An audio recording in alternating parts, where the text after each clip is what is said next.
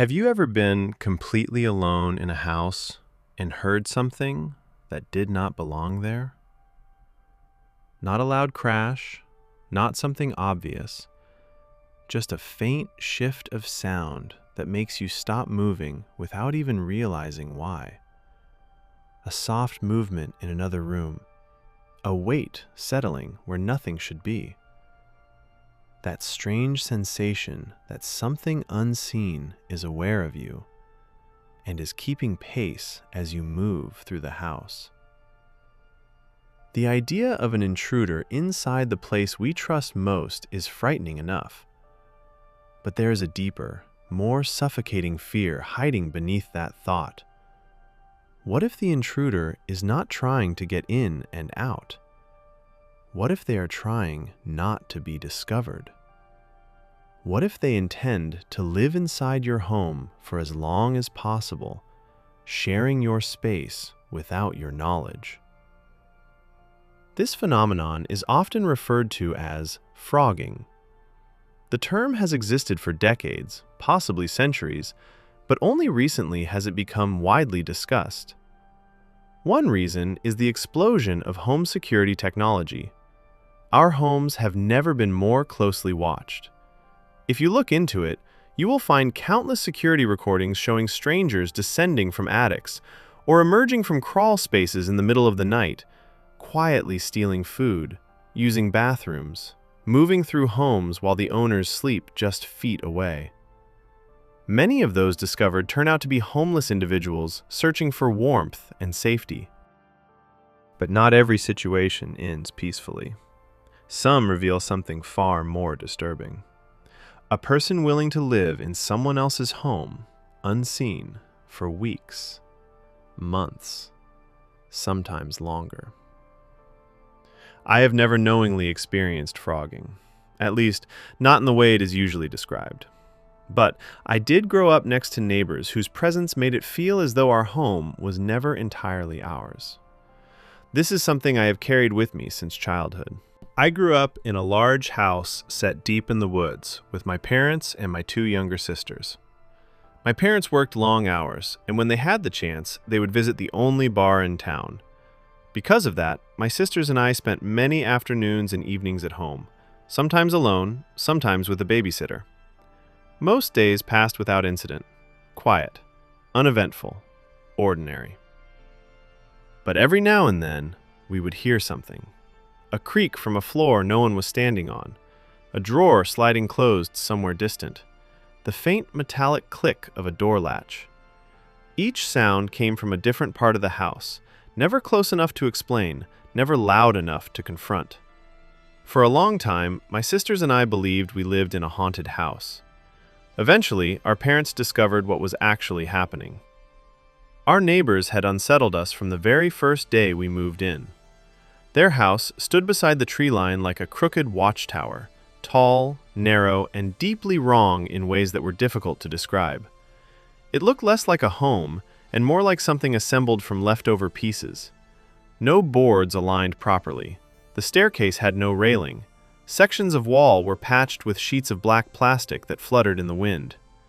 Two aggressive, miserable dogs prowled the yard at all hours, their movement visible even in the dark. The family themselves were even more disturbing. The husband was heavyset and silent. The wife rarely spoke actual words. She communicated in strange sounds and mutters. Their adult son would stand motionless in the yard, staring at my sisters and me while we played. The husband's hands were covered with warts and lesions. The son's stare lingered too long. The woman moved unpredictably, like someone guided by impulses no one else could see. Even as children, we understood something about them was wrong. One morning, I woke to the sound of tension moving through the house. Hushed voices, hurried steps, the unmistakable feeling that something had already happened. As the oldest child, I went to find out what was wrong. My father pulled me aside and told me they believed someone had been inside the house that morning. He had heard footsteps moving across the lower level. When he realized the steps were far too heavy to belong to me, he went to investigate. He listened as the footsteps retreated down the hallway, then toward the back door. When he reached the kitchen, the door stood wide open.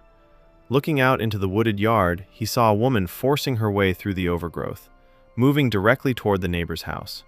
He did not chase her. He did not escalate the situation. He believed she was harmless, even though she appeared deeply unwell.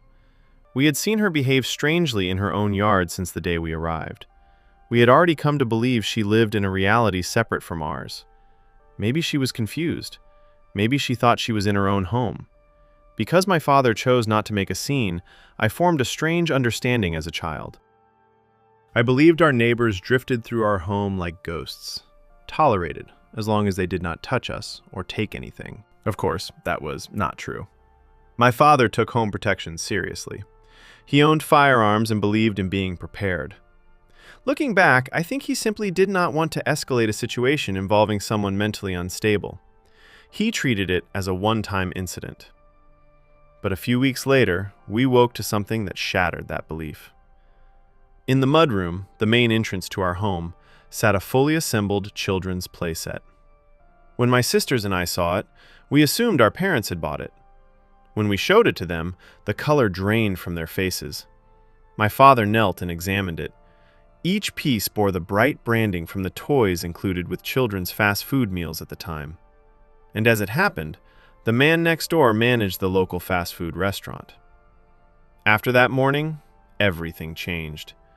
I do not know exactly what my father said when he confronted them, but I know he made it clear that a boundary had been crossed, and they were never to set foot on our property again. Aside from a few distant sightings, they stayed away. They never entered our home again, but the damage had already been done. As a child, I could not stop thinking about how easily someone had walked into our house, how quietly a stranger could move through the rooms where we slept, how long someone could be inside without being discovered, and how thin the boundary really is between safety and intrusion. Even now, years later, when I hear an unexplained sound in an empty room, I do not assume it is the house settling. I pause. I listen.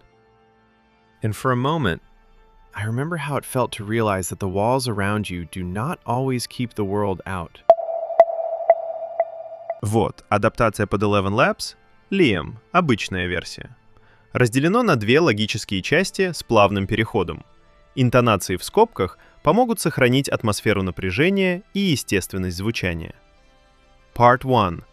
If you're listening to this right now, especially through headphones, there is a possibility you probably do not want to consider. Someone could be standing just outside the room you are in.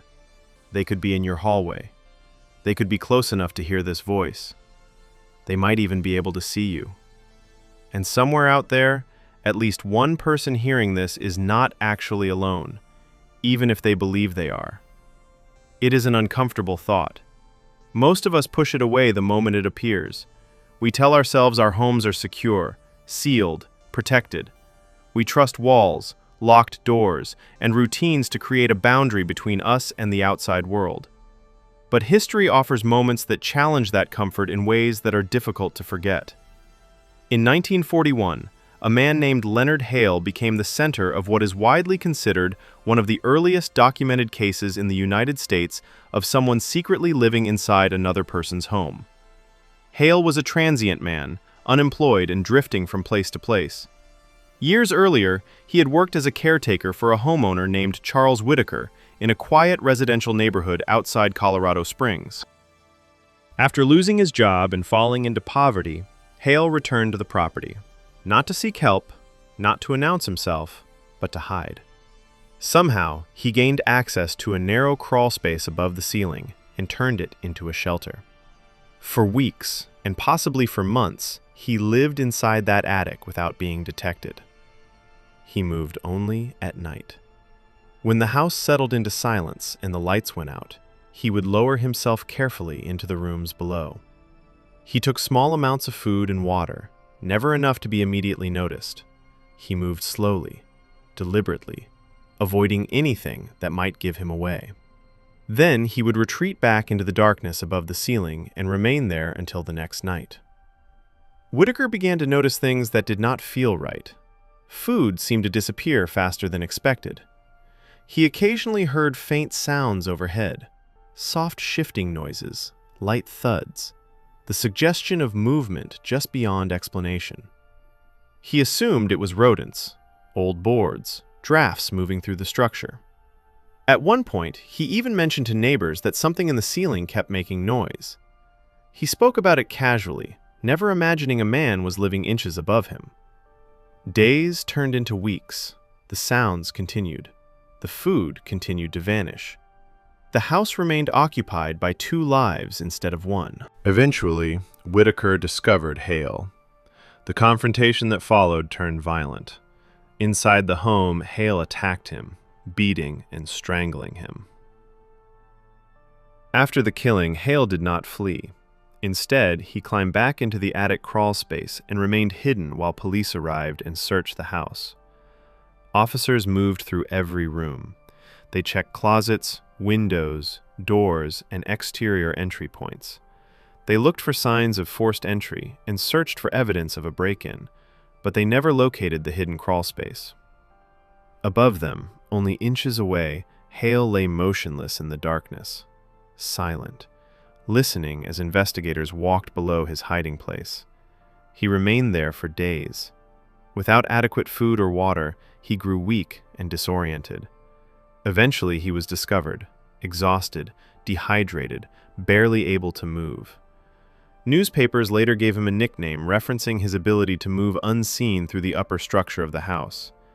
The case horrified the public, but what truly unsettled people was not only the violence, it was the realization that someone had lived inside an occupied home, moving silently through it at night, watching from hidden spaces, listening from above, existing just out of sight, for weeks without being discovered. That idea lingers long after the details fade. Because once you understand that a person can exist inside a home without being noticed, the definition of safety begins to shift. Walls feel thinner. Silence feels less empty. And every unexplained sound carries a different weight. Even now, when a house settles at night, when a faint sound comes from above, when something shifts just beyond view, it can be difficult not to wonder who else might be listening in the dark. In 2003, an artist named Ryan Fletcher and several of his friends began wandering through areas of a massive shopping complex outside Boston that most visitors never realized existed. At first, it was curiosity. Modern malls are built like small cities, layered, compartmentalized, threaded with service corridors, maintenance routes, locked access doors, and blank interior walls that hide the machinery keeping everything running. Shoppers move through the bright corridors, unaware of the hidden passages running just beyond sight. Behind one of those unmarked access points, they found something unexpected, a large, unused void inside the structure of the building. It was not a room. It was not meant to be occupied. It was simply empty space, sealed off, forgotten, existing between walls and infrastructure, invisible to the public and rarely visited by staff. They returned to it. Then they stayed longer. What began as exploration slowly evolved into intention. They started bringing items inside, one piece at a time, careful not to draw attention. A chair, a small table, eventually a couch, lamps, rugs, decorations. The space began to soften, to resemble something lived in rather than abandoned. They discovered a way to access electricity. Lights worked, music could play. The hollow cavity inside the mall slowly transformed into a functioning apartment. They did not steal from stores. They bought food from vendors inside the mall. They used public restrooms. They studied the building's rhythms, when security shifted, when foot traffic dropped, when hallways emptied. They entered and exited during off hours, moving quietly through spaces designed to be overlooked. For nearly 4 years, they lived undetected inside one of the busiest retail environments in the region. Unlike traditional cases of people secretly occupying private homes, no single family was being targeted. Yet that distinction does little to soften the unease. Their living space existed just beyond the public-facing walls of the mall, separated from thousands of daily visitors by nothing more than drywall and a locked service door. On the other side of that barrier, life continued as normal. Shoppers moved in steady currents, children laughed, escalators hummed, music echoed through polished corridors. And only a few feet away, hidden within the building's structure, another life unfolded in silence. People slept there, ate there, spoke in low voices, watched the glow of artificial light reflecting off walls never meant to be seen. The arrangement lasted until 2007, when mall security discovered the hidden apartment during a routine inspection. Police were called. Fletcher was arrested and charged with trespassing. No violence occurred. No shoppers reported feeling threatened. In fact, no one had any idea the hidden living space existed. Still, the discovery unsettled people. It revealed something most of us never consider: how easily someone can embed themselves inside a complex structure, not by force, not through confrontation, but by slipping quietly into overlooked space and remaining there. If an entire furnished apartment can exist unnoticed inside a busy shopping center for years, then the idea of someone occupying an attic, crawl space, or wall void inside a private home begins to feel far less implausible. Sometimes it does not require breaking in. Sometimes it only requires access. An unlocked panel, a forgotten service door, an open window, or one night when someone forgets to lock the house. That is all it takes. One unnoticed entry, one hidden corner, one silent decision to remain unseen. And suddenly, the boundary between your life and someone else's presence is no longer a wall. It is only drywall. And on the other side of it, someone could be listening, waiting, living just out of sight, close enough to hear you breathe. In the early part of the 20th century, a case emerged in Southern California that would linger in public memory not because of spectacle or chaos, but because of its quiet, intimate deception. It unsettled people in a way that violence alone rarely does. It forced them to confront how thin the boundary can be between private life and unseen intrusion. A woman named Clara Whitmore lived with her husband Edward in a modest home in Los Angeles. From the outside, nothing about the house suggested anything unusual. It sat quietly among neighboring homes, ordinary and unremarkable, the kind of place where routines unfold predictably and neighbors assume they understand the lives happening around them. But above the ceiling, hidden within the attic structure, another life existed. Clara had secretly concealed her lover, Victor Hale, in the crawl space above the home. His presence was not temporary. He lived there for years. During daylight hours, he remained completely still in the darkness above the rafters. He avoided movement, avoided sound, avoided any disturbance that might reveal him. Clara brought food to him in small, careful portions, carrying it upward in ways designed to avoid notice. Water was rationed. Waste was managed. Every detail required patience and precision. To occupy the long hours of isolation, he read books and filled notebooks with writing. He listened to the faint rhythms of the household below, footsteps crossing floors, chairs shifting, conversations drifting upward through the plaster. The house became his world, even though he existed outside its visible life. At night, when Edward slept or left the home, Victor sometimes descended. He moved slowly, deliberately, careful not to leave evidence of his presence. Before morning, he returned to the darkness above the ceiling. Edward occasionally mentioned odd sounds, faint movements overhead, subtle disturbances he could not place. But like most homeowners, he dismissed them. Houses settle, wood contracts and expands, pipes shift, structures breathe. The noises never formed a pattern he could understand. He never discovered the truth. In 1922, Edward was shot and killed inside the home. Clara told authorities an unknown intruder had entered and committed the crime before fleeing. To reinforce the story, Victor fired a gun through the attic floor after the killing, creating the impression of random violence and confusion. Initially, investigators accepted Clara's account, but questions lingered. Small inconsistencies remained, details that did not fully align. Time passed. Eventually, Clara remarried. Her new husband was Victor Hale. And once again, he returned to the attic space of the same house where he remained hidden for nearly another 8 years.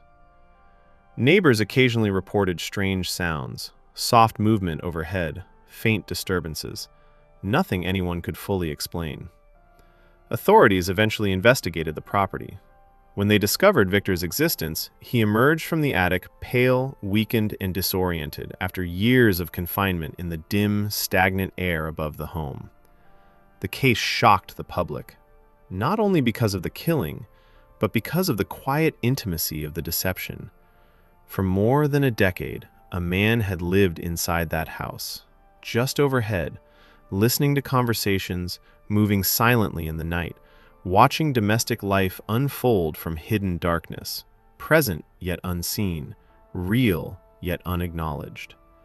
He existed within the same walls, sharing the same air, hearing every footstep and every word, while remaining outside the visible boundaries of the household. It forced people to confront a deeply unsettling possibility, that privacy inside a home may be more fragile than we believe, that silence above the ceiling may not always be empty, that unseen spaces inside familiar structures can hold more than insulation and beams. And once that thought takes hold, it becomes difficult to ignore the quiet spaces overhead, the stillness above your ceiling, the faint sounds you dismiss without thinking. Because somewhere between structure and shadow, between walls and hidden space, the distance between you and another presence may be measured not in rooms, but in inches. And in that narrow distance, someone could be listening, waiting, breathing in the darkness just above your life. This next case has always unsettled me more than any other story of someone hiding inside a home. It is not frightening because of one violent moment. What makes it linger is the length of time the intrusion went unnoticed, and how deeply it invaded the private life of a grieving family. In 1986, in a quiet town in Massachusetts, a teenage boy named Daniel Harper crossed a line that transformed ordinary burglary into something far more disturbing. He had first met a 15-year-old girl from the Carter family and later became fixated on her. What began as unwanted attention gradually turned into stalking. Using his ability to enter homes without being detected, he broke into the Carter residence and discovered something most people never consider: a narrow void between the interior walls. Within that hidden cavity, along with adjoining crawlspace sections, he found a place where he could remain concealed, and he stayed there. For months. From inside the walls, he listened to the rhythms of the house. He learned when lights switched off, when footsteps crossed the floors above him, when doors locked for the night. He understood their routines more intimately than any visitor ever could. He moved only after dark. He minimized sound. He left almost no trace. Just before his intrusion began, the Carter daughters had lost their mother to illness. The home was already heavy with grief, exhaustion, and emotional vulnerability. Soon after, unexplained disturbances began. Faint noises echoed through the structure late at night. Small items disappeared. Objects shifted slightly from where they had been left. Subtle signs suggested movement where no one had walked. The family attributed the disturbances to animals, settling wood, or structural quirks common in older houses. But the incidents continued. For the girls, still struggling with loss, the strange occurrences began to take on a different meaning. They wondered whether their mother's spirit might be trying to reach them. They held seances. They experimented with a Ouija board, hoping to invite signs from beyond. Inside the walls, the boy listened. He observed, and he responded. Using paint made to resemble blood, he began leaving messages on the back side of a basement wall. Markings intended to be discovered from the living space. To the girls, it appeared as though the house itself was communicating. What had begun as grief slowly deepened into fear. The sense of safety inside the home eroded day by day, replaced by the quiet belief that something unseen shared their space. The situation reached its breaking point one evening when Harper emerged from the hidden wall cavity carrying a hatchet and confronted Frank Carter and his daughters inside their own home. In the chaos that followed, one daughter managed to escape and alert neighbors, prompting law enforcement to respond quickly. Harper was taken into custody. A search of the residence revealed the network of narrow cavities and crawl spaces he had used to remain hidden for months. What might have been dismissed as a simple break-in was revealed instead to be a prolonged psychological invasion, one that unfolded inside the very walls of a grieving household. He had not entered once and left. He had lived within the structure of their home. He had listened to their conversations, learned their routines, watched their lives unfold from the darkness inches away. Present but unseen, real but unacknowledged. The case remains one of the most disturbing real-world examples of an intruder existing inside a home, not above it, not beneath it, but within the walls themselves. And stories like this have a way of changing how people interpret silence.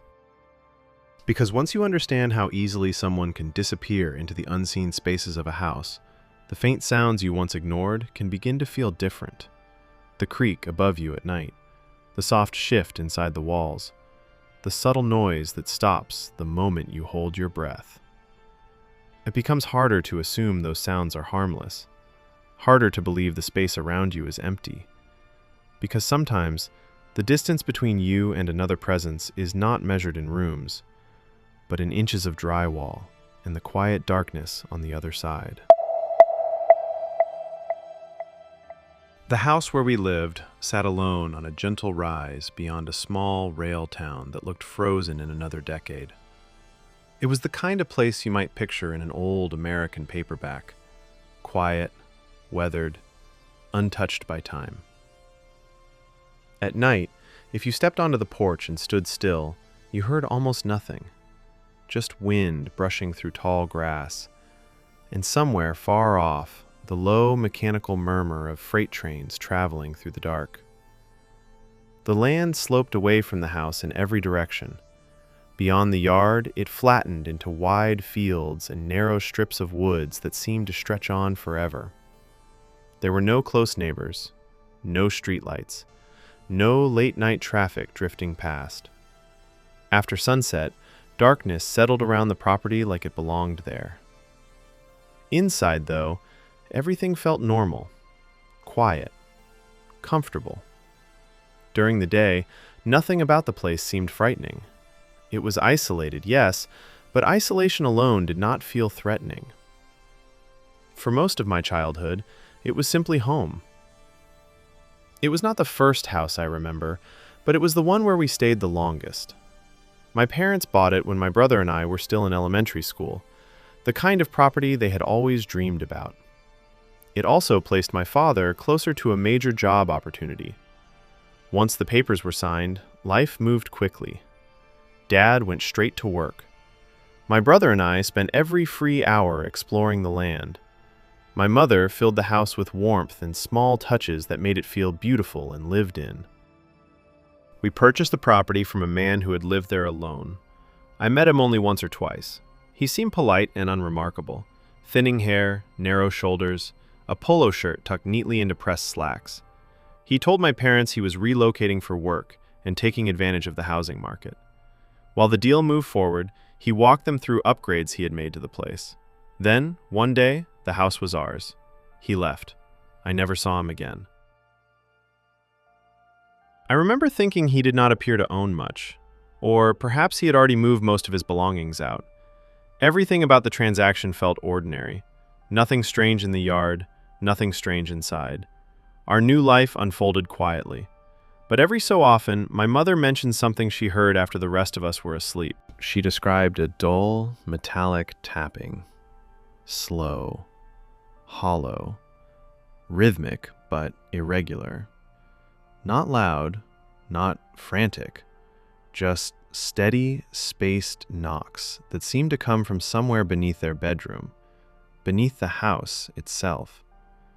She heard it most in the early mornings after my father left for work, while we were still asleep before school. Sometimes she heard it around midday when she was home alone. Like anyone else, she assumed it was plumbing. Old pipes shifting, the furnace cycling. Houses make noises. They settle, adjust, expand, and contract with changes in temperature. Wood and metal groan. Structures breathe.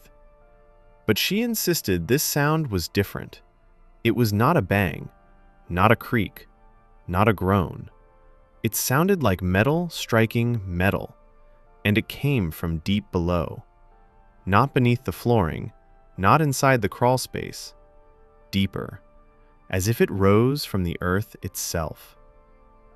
Night after night, she convinced herself it had to be mechanical, maybe an echo from the distant train tracks reverberating through underground cavities. Eventually, she taught herself to ignore it. For nearly a year, she was the only one who mentioned hearing anything. My brother and I slept hard, the way children do. Our rooms were on the opposite side of the house, and whatever existed beneath my parents' bedroom never seemed to travel far. Seasons passed. The knocking faded into something she mentioned only occasionally, half joking, half unsettled, until the night I heard it. I was older then, old enough to stay up late, old enough to follow my own curiosity. The house was completely silent. No television, no running water, no machines humming, not even wind outside. Inside that vacuum, the sound stood out immediately. At first, it was so faint I might have ignored it any other night. A dull, distant tap. I held my breath. It matched exactly what my mother had described. Another knock followed, louder, hollow, strangely flat. Then another. The sound rose from beneath the floor, not from the basement, not the crawl space, deeper. I lay still, heart pounding in my ears, half expecting something to burst through the floorboards. Another knock, then another. Each spaced far enough apart that I began counting the seconds between them. 10, 12, 15. It sounded almost like pipework, like someone striking metal far below the foundation. I climbed out of bed and walked down the hallway to my parents' room. I did not knock. I pushed the door open and stood there in the dark until they stirred. "I hear it," I whispered. They sat up slowly and listened. The three of us lay there together for nearly an hour without speaking, counting the soft, patient taps rising from beneath the house. Other sounds surfaced too. My mother identified them calmly. A line of identical taps. I used to hear that one all the time. 3 slow bangs. That's the most common. A strange metallic stretching noise, like something being pulled apart. That one is rare, she said. I almost never hear it. After that night, we stopped joking about it.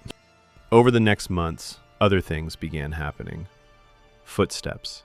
Slow pacing echoing faintly through the floorboards. Always distant, never close enough to follow.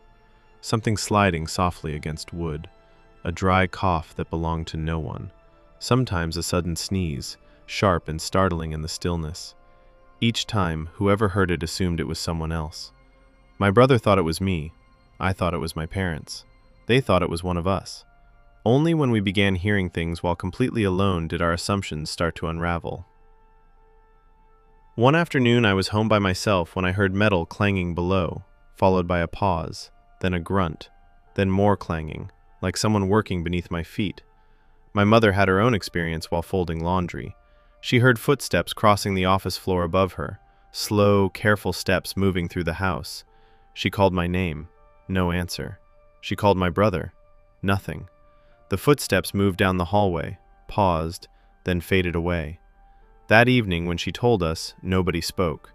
We had all been gone that day. That was the first time we admitted out loud that something was truly wrong. Once the idea took hold that there might be a human explanation, the house seemed to go quiet, as if whatever was beneath us realized it had been heard.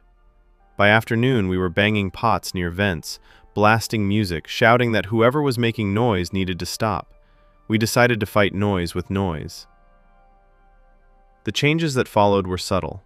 A cabinet left open. Shoes moved from the mudroom to the hallway. A dining chair pulled slightly away from the table. None of it dramatic, individually meaningless, but frequent enough that we began to question ourselves. We stopped asking what happened. We started asking who did it. One morning before sunrise, I saw the man. Fog lay thick across the fields. At the edge of the tree line, where the land dipped into shadow, he stood facing the house. Tall, thin, shoulders slumped as if exhausted. I could not see his face, only his outline against the pale light. I stayed perfectly still, certain that if I moved, he would notice me. After a long moment, he turned and walked into the woods, disappearing into the fog. When I woke my mother and brought her to the window, the tree line stood empty. She did not tell me I imagined it. She looked frightened. Later that day, my brother admitted he had seen someone near the property before, early mornings, distant, near the woods. He assumed it was a hunter passing through. After that, we no longer felt alone. My father called the police. They searched the property and inspected the foundation. They found nothing. The sounds continued, but they changed. The knocking came from new places. Footsteps passed beneath rooms they never had before. One night, my mother heard a wet, restrained sneeze directly beneath her bed. We checked everything the next morning. Nothing disturbed. No entry, no tracks. The police returned. Again, nothing. It should have been comforting. Instead, it made everything worse. Around that same time, helicopters began passing overhead, always low, always tracing the same path behind the hill. Each time aircraft passed, the house went completely silent. No knocking, no footsteps, nothing. As if whatever was beneath us knew they were there. Then my brother said something that made all of us stop eating. "There are doors in the woods," he said, "buried behind the house." He described heavy metal doors hidden in the trees and a round hatch sunk into the earth. We checked satellite images. There they were, man-made, symmetrical, positioned not far from where the man had stood facing our house. No roads led to them, no structures nearby. Nothing explained why they existed. After that discovery, the house no longer felt like a home. It felt temporary, like something waiting. That night, just before dawn, the knocking returned louder than ever. Not slow, not patient, urgent. Metal striking metal in rapid bursts. Then a long scraping sound beneath the foundation, as if something heavy had been dragged across steel. We sat together in the living room with every light on, waiting. Waiting for footsteps, waiting for voices, waiting for something to come up through the floor. Nothing did. At sunrise, the sound stopped. By afternoon, the helicopters returned, and the house fell silent again. We moved away 3 months later. My parents told people it was because of the commute and the isolation. We never told anyone the rest. Years later, I looked at satellite images again. The doors are still there. No roads, no buildings, no markings. Just shapes in the earth behind where our house once stood. And sometimes, late at night, when everything is completely still, I can almost hear it again. A slow, hollow, metallic tapping, steady, patient, waiting beneath the ground. Subscribe for more real horror stories. Like the video if you felt this fear too.